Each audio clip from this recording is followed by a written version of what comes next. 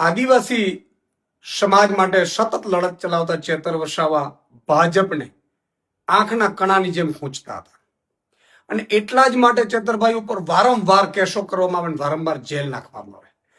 તમે જુઓ, એક દિવસ એવું બને છે કે વન કર્મચારીઓ આદિવાસી સમાજની જમીનમાં જઈને રાત્રે 2 વાગે ઉભો પાક વાઢી નાખે છે. સ્થાનિક ધારાસભ્ય તરીકે ચેતરભાઈ વસાવા પાસે રાવ જાય છે.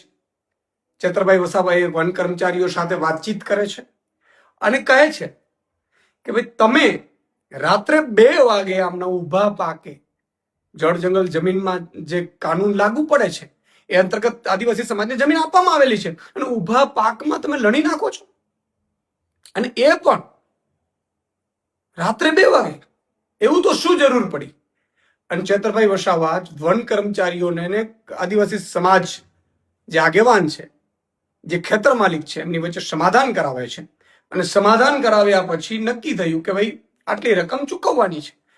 અને સમાધાન થઈ ગયા પછી ભાજપ વાળાને ત્યાં મેસેજ પહોંચે છે કે વન કર્મચારીઓની સામે ચેતર વસાવા છે એ બોલાવીને ધમકાવ્યા.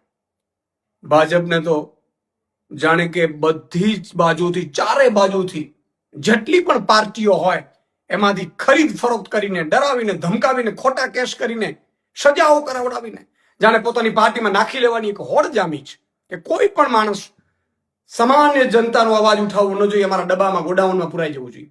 અને એટલા માટે ભાજપને ખબર પડી, એમણે કર્મચારીઓને કહી, ડરાવી, ધમકાવી અને પોલીસ ફરિયાદ કરાવડાવે છે.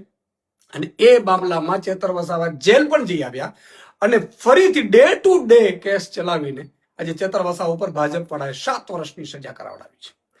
તમે જુઓ કે કેટલા કેસો છે જેમાં તાત્કાલિક સજા થઈ હોય.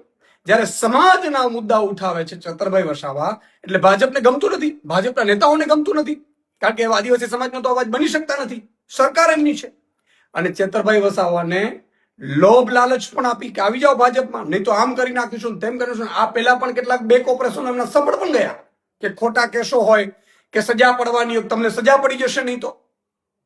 પણ ચેતરભાઈ વસાવા આદિવાસી સમાજના અવાજ માટે લડનારા યુવાને ભાજપમાં જવાની ના પાડી દીધી, ભાજપની ઓફર ઠુકરાવી દીધી અને એને 2 વખત જેલ જવાનું પસંદ કર્યું. પરંતુ આખરે ભાજપે ચાલ ચલાવીને એમની સજા કરાવડાવી છે. આ સજા 7 વર્ષની થઈ છે. સ્વાભાવિકપણે ચેતરભાઈ વસાવાના ધારાસભ્ય પદ ઉપર પણ આ લોકોએ ખતરો નાખ્યો છે. પરંતુ આદિવાસી સમાજ આ ભાજપને છોડશે નહીં. આદિવાસી સમાજ આ ભાજપને ચેતરભાઈ વસાવા ઉપર જે અત્યાચાર કર્યો છે, અન્યાય કર્યો છે, એમને ડે ટુ ડે કેસ ચલાવડાવીને આજે ઉપલી અદાલતમાં અમે જશું, ન્યાય તો મળશે આજે નહીં તો કાલે.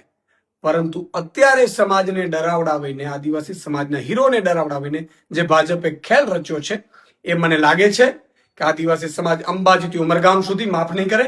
અને બીજું કાકા, ગુજરાતની જનતા છે ચેતરભાઈ વસાવા સાથે છે, એમના એક નાગરિક સાથે, એમના પૂરા પરિવારને, એમના સંબંધીઓને પણ જેલમાં નાખવડાવી દીધા 7 વર્ષની જેલની સજામાં. શું વાત છે!